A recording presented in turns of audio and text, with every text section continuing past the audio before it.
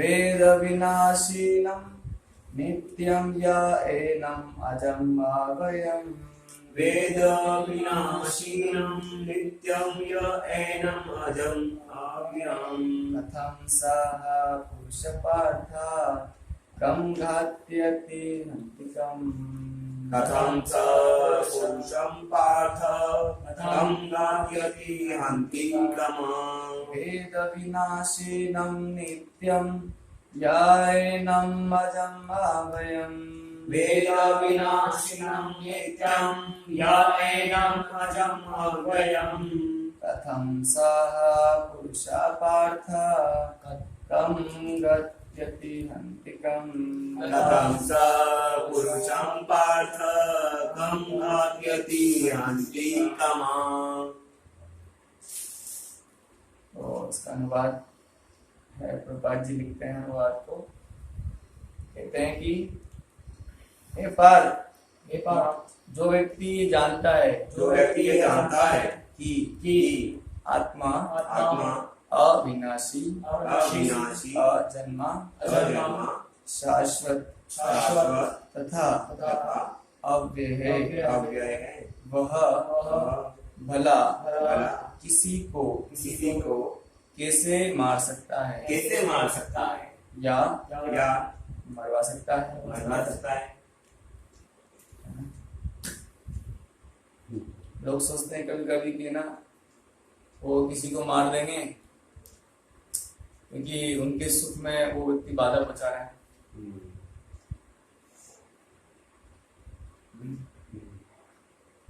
आजकल ऐसे केस आ रहे हैं कि जैसे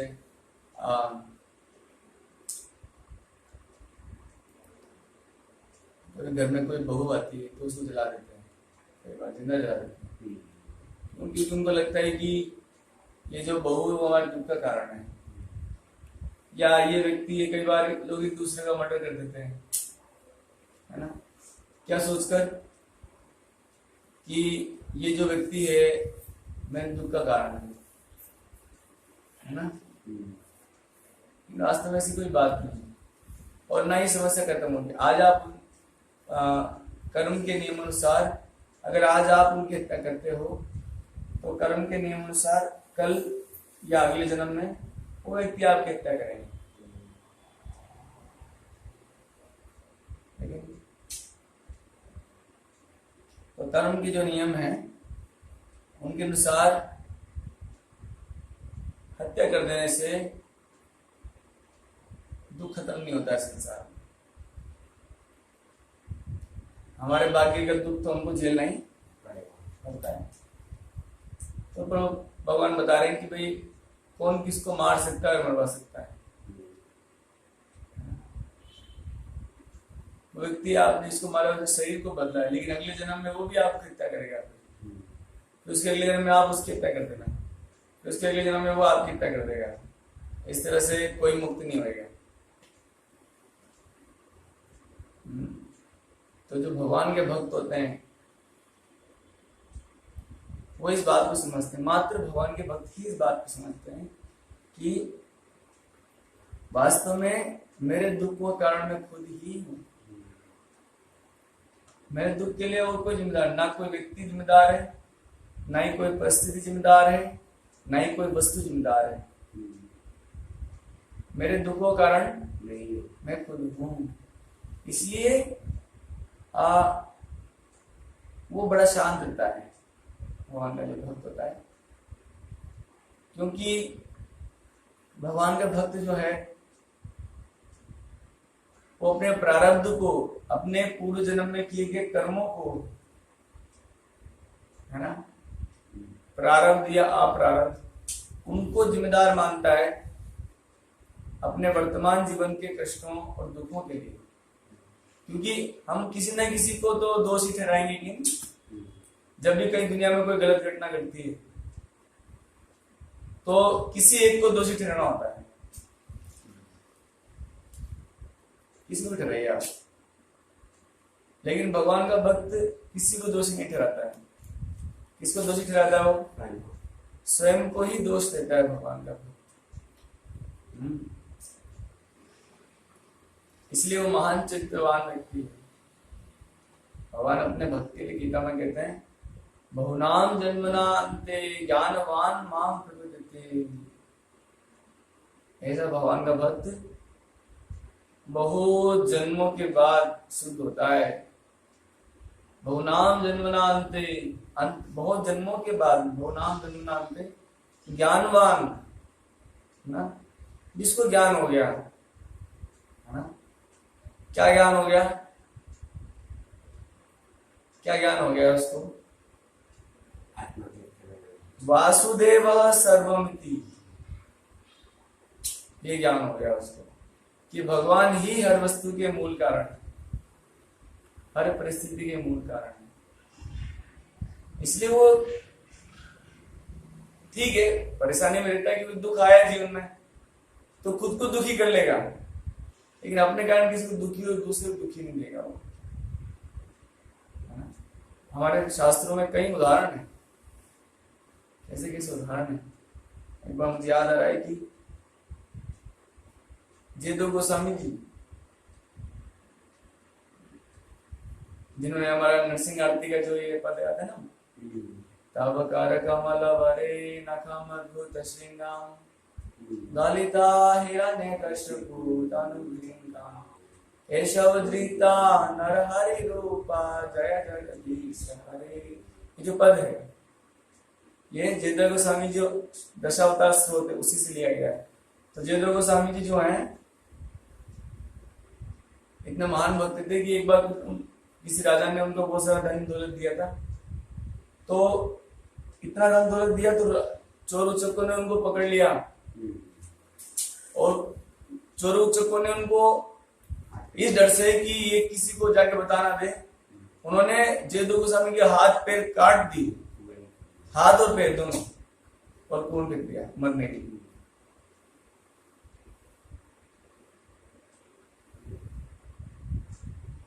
यहां पता लगता है भगवान के भक्त की महानता। उन्होंने बिल्कुल भी उनके मन में आया ही नहीं कि ये जो इन चोरों ने मुझे मारा है या मेरे हाथ पर काट दिए हैं, बल्कि वो तो बोल रहे थे, भगवान को याद कर रहे थे, वासुदेव सर्वमिति समात्मा तो भगवान आप जो हैं, आपने मैं तो वैसे दुष्ट पापी हूं, आपने क्या किया कि मेरे पाप को थोड़ा कम कर दिया। वैसे मेरी हत्या हो जानी चाहिए थी आज, बस हाथ पैर ही कटवाया आपने। और वो तो भगवान गुणगान करने लगे, हाथ पैर कट गए लेकिन भगवान गुणगान कर रहे हैं भूखे पैसे। तो वहां से उस राज्य का जो राजा था वो गुजर रहा था, तो उन्होंने सुना उनकी वाणी, बोले कौन महान भक्त है। पहले के राजा जो है ऋषि हुआ करते थे, वो राज ऋषि, तो उन्होंने उनको बाहर निकाला और उनको जयदेव गोस्वामी को अपना कुल गुरु बनाया। तो भगवान के भक्त ऐसे होते हैं। तो श्रील प्रभुपाद तात्पर्य लिखते हैं, प्रत्येक वस्तु की समुचित उपयोगिता होती है और जो ज्ञानी होता है वह जानता है कि किसी वस्तु का कहाँ और कैसे प्रयोग किया जाए।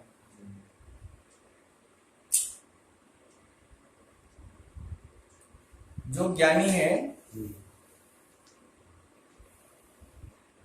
किस वस्तु का, प्रभुपाद जी इसमें लिख रहे हैं किस वस्तु का प्रयोग है, लेकिन मैं बोला किस व्यक्ति का प्रयोग। वस्तु और व्यक्ति दोनों का उपयोगिता है। क्योंकि देखिए एक श्लोक आता है भगवद गीता में, बहुत सुंदर, प्रचार का एक श्लोक है। एक बार वैष्णव महाराज ने पूछा, महाराज जी प्रचार के ऊपर कुछ श्लोक बताइए आप। तो महाराज प्रचार के ऊपर एक श्लोक बताते हैं, प्रचार कैसे करना चाहिए, क्या होना चाहिए, प्रचारक की मेंटलिटी क्या होनी चाहिए।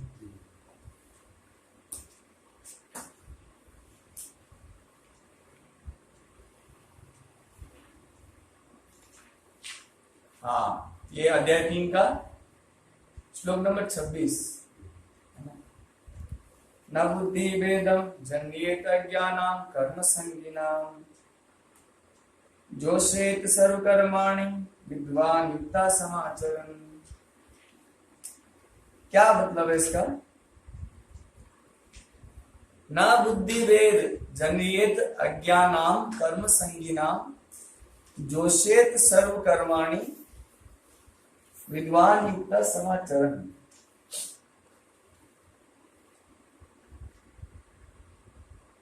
आपको इसमें इस श्लोक में एक खास बात दिखेगी, कर्म संगी। ज्यादातर लोग फल संगी हैं। संग मतलब होता है आसक्ति। ज्यादातर लोग कर्म करते हैं, उसके पीछे फल की आशा करते हैं हमेशा। आपने देखा भी होगा, लोग पूछते हैं कि अच्छा ये काम करना फायदा क्या है,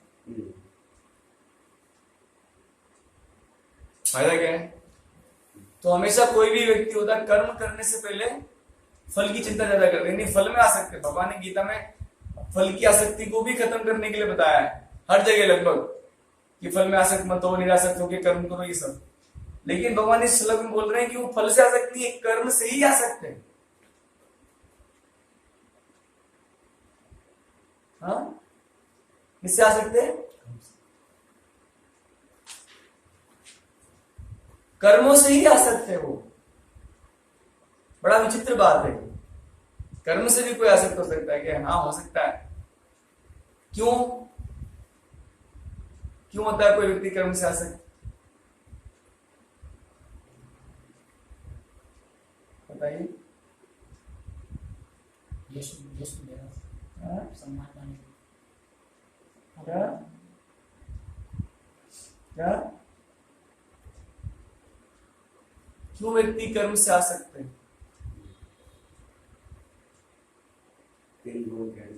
हाँ, इसी का नेक्स्ट श्लोक है, प्रकृते क्रियमाणानि गुणे कर्माणि सर्वशः अहंकार गुण आत्मा कर्तामिति मन्यते। अर्जुन के मन में प्रश्न आ रहा है कि भगवान कर्म में आसक्त कैसे होता है व्यक्ति? जैसे अर्जुन भी है आसक्त कर्म।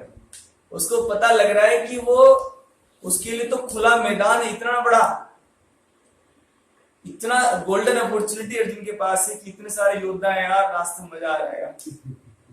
अर्जुन बोला स्टार्टिंग में कृष्णा को, देख मैं कृष्णा देखना चाह रहा हूँ कौन कौन लड़ने आया बताइए।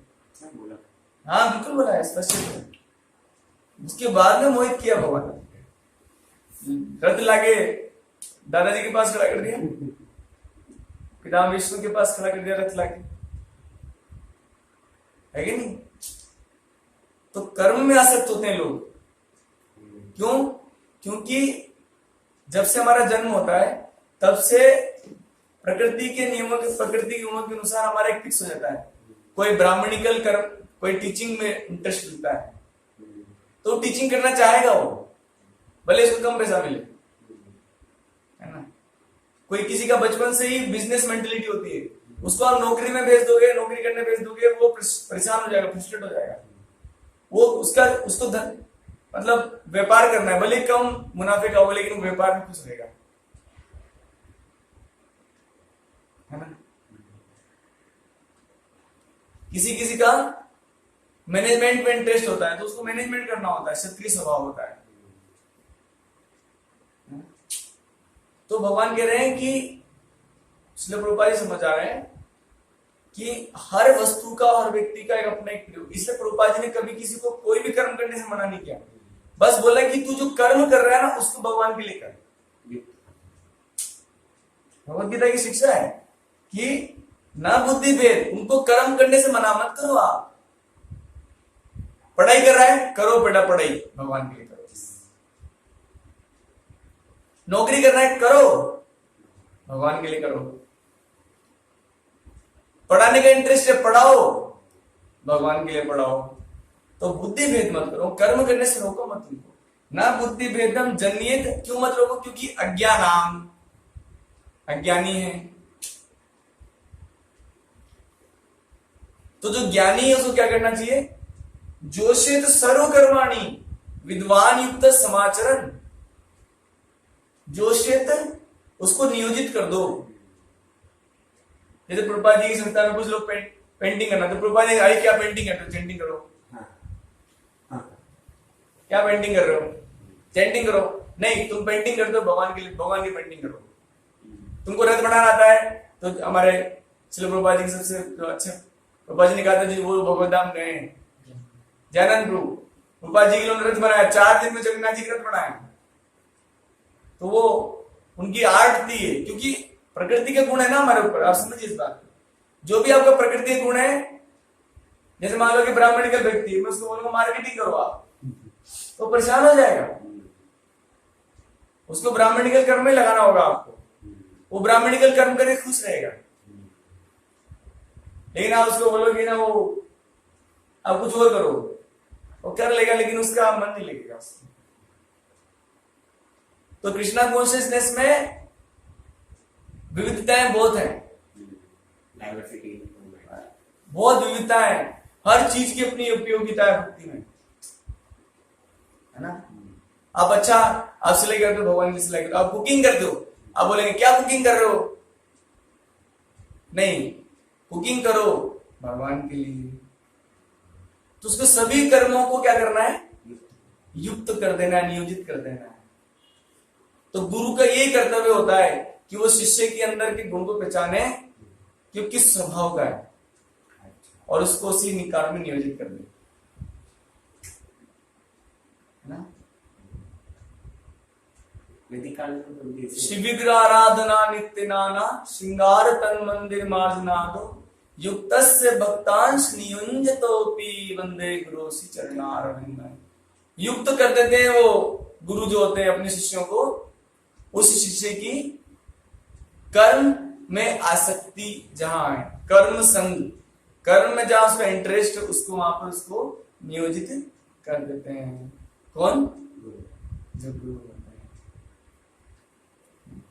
तो श्रील प्रभुपाद यही बोल रहे हैं, ये ज्ञानी होता है, वो जानता है किस वस्तु का कैसे प्रयोग किया जाए और कहां प्रयोग किया जाए। हर वस्तु का प्रयोग किया जा सकता है कृष्णा कॉन्शियसनेस में, सिर्फ भक्ति में। ज्ञान मार्ग और ये हट मार्ग में नहीं। ज्ञान मार्ग हट मार्ग में आप हर वस्तु को, हर व्यक्ति को साधना में नहीं लगा सकते।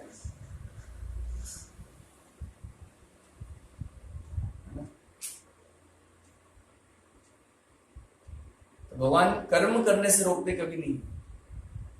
भगवान बस ये कहते हैं कर्म को अगर मेरे लिए नहीं करोगे ना बेटा, तो तू कर्म के बंधन से फंस जाएगा। आगे कह रहे हैं प्रभुपाद जी, इसी प्रकार हिंसा की भी अपनी उपयोगिता है, और इसका उपयोग इससे जानने वाले पर निर्भर करता है। बताइए, हिंसा का उपयोग भी कृष्ण भावना में किया जा सकता है। बात सही में बात है ना। हम तो कुछ निकल जाएंगे।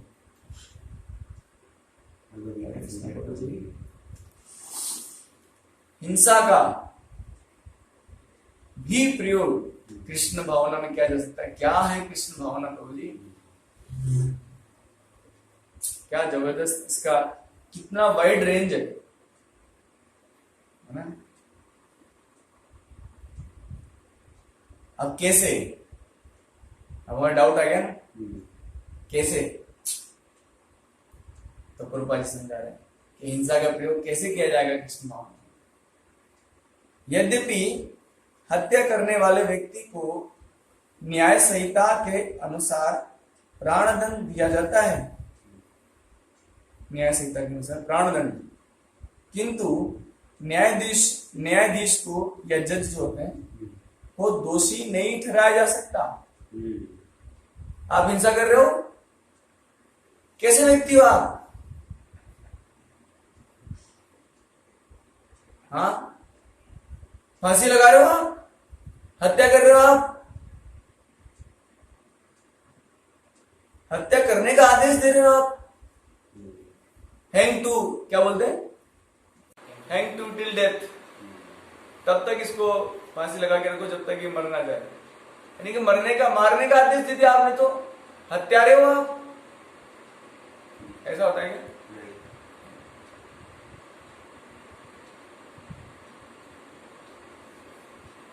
न्यायाधीश को दोषी नहीं ठहराया जा सकता, क्योंकि वो न्याय संहिता के अनुसार ही दूसरे व्यक्ति पर हिंसा किए जाने का आदेश देता है। न्याय संहिता के अनुसार ही हिंसा किए जाने का आदेश देता है। मनुष्यों के विधि ग्रंथ, देखो प्रभुपाद जी क्या लिख रहे हैं, law book for human beings. अभी हमारा दुर्भाग्य है कि हमारे एजुकेशन सिस्टम में ये मनुष्य संहिता पढ़ाई नहीं गई, तो अनाप शनाप लोग कुछ भी किए जा रहे हैं। तो बताएंगे कि यमदूत, हमारा अच्छा सौभाग्य श्रील प्रभुपाद जी की संस्था में हम पता लग गया है कि हमको ये सब नहीं करना है, बिना भोग लगाए नहीं खाना है, जुआ नहीं खेलना है, अवैध स्त्री संबंध नहीं करना है, अवैध पुरुष संबंध नहीं करना है, मांसाहार नहीं करना है, लहसुन प्याज नहीं खाना है, चाय कॉफी नहीं पीनी है, वैष्णव अपराध नहीं करने हैं, हरि नाम के प्रति अपराध नहीं करने हैं। ये पता लग गया है हम लोग इनकी कृपा से।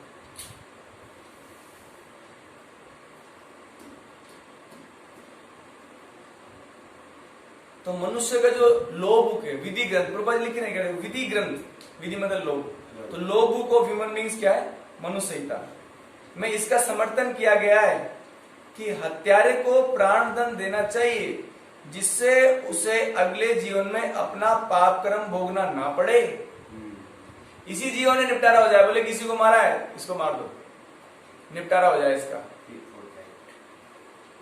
अगले जन्म तक नहीं जाना चाहिए।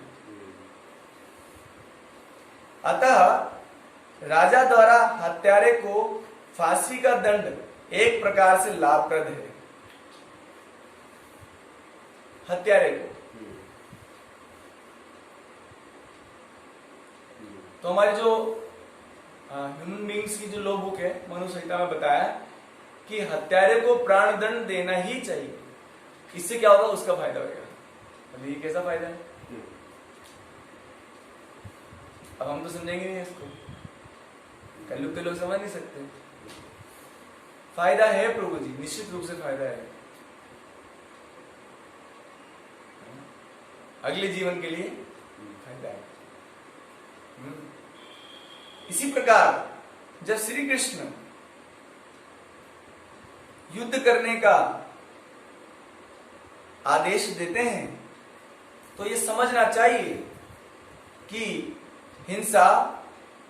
यह हिंसा परम न्याय के लिए है, और इस तरह अर्जुन को इस आदेश का पालन यह समझकर करना चाहिए कि श्री कृष्ण के लिए किया गया युद्ध हिंसा नहीं है।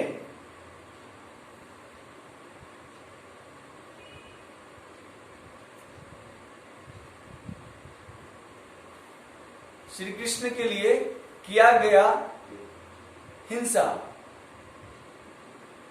पाप नहीं है। जैसे न्यायाधीश के द्वारा हिंसा करने का आदेश देना उचित है, उचित है, बिल्कुल उचित। उसी तरह से श्री कृष्ण परम न्यायाधीश हैं, उनके द्वारा अगर किसी व्यक्ति को कहा जा रहा है कि आप इनको हिंसा कीजिए, इनकी हत्या कीजिए, जैसे न्यायाधीश तो हत्या करने के आदेश दे रहे हैं, तो इसको गलत नहीं ठहरा सकते आप। अब भगवान को ऐसा क्यों करना पड़ा है, हम अक्सर चर्चा कर चुके हैं इसको। क्योंकि जो गवर्नमेंट है, धृतराष्ट्र गवर्नमेंट, वो करप्ट हो चुकी है, वो हत्यारों को प्राण दंड नहीं दे रही। अच्छे से पता था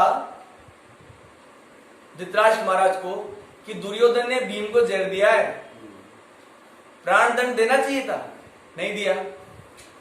अच्छे से पता था धृतराष्ट्र महाराज को कि दुर्योधन ने जिंदा जलाने का प्रयास किया, प्राण दंड नहीं दिया, देना चाहिए था। दूसरे की पत्नी को हर लेना, प्राण दंड देना चाहिए था, नहीं दिया। तो जब गवर्नमेंट करप्ट हो जाती है तब भगवान को गवर्नमेंट अपने हाथ में लेने पड़ती है ना? कम से कम ये भागवत में आता है, वेन महाराज के पिता का नाम क्या था? एक वेन थे, तो वो बड़े दुष्ट थे, तो उनके पिता ने बोला राज्य वाज्य नहीं करूंगा, मैं जा रहा हूं संन्यास लेने। धृतराष्ट्र महाराज ये भी कर सकते थे कि मेरा बेटा दुष्ट है, तो ये तो मेरी बात मानेगा नहीं और मैं इसको प्राण दंड नहीं दे सकता, तो मुझे संन्यास लेके कहां जाना चाहिए, वन में चले जाना चाहिए, नहीं तो इसके कारण मुझे बहुत पाप लगेंगे। तो वेन के जो पिता थे वो सन्यास लेके जंगल चले गए थे, बोले इस दुष्ट के साथ नहीं रह सकता। तो भगवान अगर किसी को बोल रहे हैं कि तुम इन सबको हत्या कर दो, तो इसमें अर्जुन को कोई पाप नहीं लगेगा। क्यों? क्योंकि इवन सही बात है, भगवान भी मनुष्य संहिता के अनुसार ही बता रहे हैं। हमने पढ़ा था ना 6 प्रकार के आतिताई हैं। उन 6 प्रकार के आतिताइयों को अगर आप तुरंत वध कर दो तो आपको कोई पाप नहीं लगेगा। तुरंत अगर आप उनका वध कर देते हैं तो आपको कभी पाप नहीं लगेगा, वध करने वाला पक्ष होना चाहिए, है ना?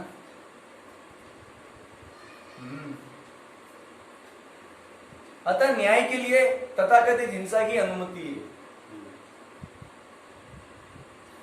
हिंसा की अनुमति है। आप प्रभा जी बहुत अच्छा उदाहरण और दे रहे हैं। शल्य क्रिया का प्रयोजन रोगी को मारना नहीं, अपितु उसको स्वस्थ बनाना है। शल्य क्रिया हिंसा ही तो है। क्या करते हैं? पेट काट देते हैं। अरे आप कैसे हो डॉक्टर? एक बार ऐसा हुआ भी था, है ना, आउट ऑफ बॉडी एक्सपीरियंस। एक होता है जिसमें शरीर आत्मा शरीर से बाहर निकल जाती है। तो डॉक्टर लोग ऑपरेशन कर रहे होते हैं, और वो जो आत्मा होती है उस शरीर के बाहर निकल के उस डॉक्टर को देख रही होती है, तो वो काट पीट देते हैं पेट को। तो जब वापस उस शरीर में आती है आत्मा, तो डॉक्टर को बुलाते हैं वो पेशेंट। सच्ची घटना है कि आप बहुत निर्दयी हैं कि आप मेरे पेट को ऐसे काटे थे जैसे कपड़ों को काटते हैं। हिंसा कर रहा है डॉक्टर, प्राण दंड दो उसको। क्यों हिंसा? तो अगर आपको कोई पेट काट दे तो हिंसा नहीं है क्या? नहीं तो पेट चाकू मार रहा है आपको, है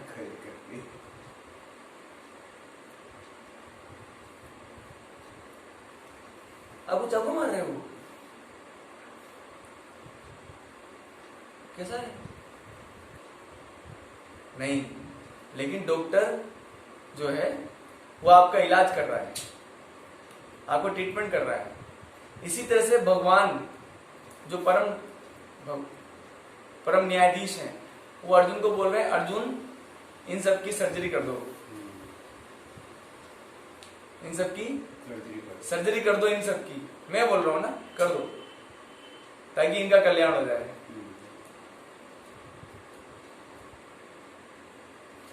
कल्याण हुआ भी से जो लोग भगवान के सामने शरीर छोड़े हैं सबका कल्याण हुआ है।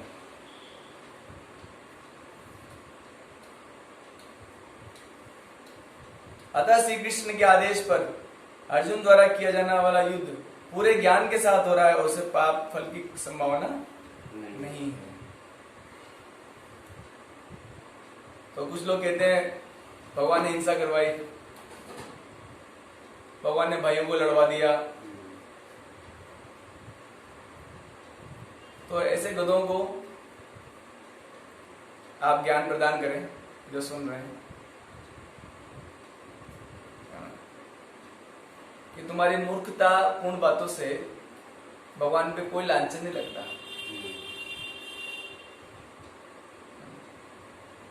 तुम्हारे ही मूर्खता सिद्ध होती है, तुम हैंस प्रूव हो जाते हो कि तुम मूर्ख हो। नंबर 1 बताया ना बात, पूर्ण ज्ञान के साथ युद्ध हो रहा है। क्या उदाहरण दिए प्रभा जी? 2 उदाहरण दिए, एक तो डॉक्टर का और एक न्यायाधीश का।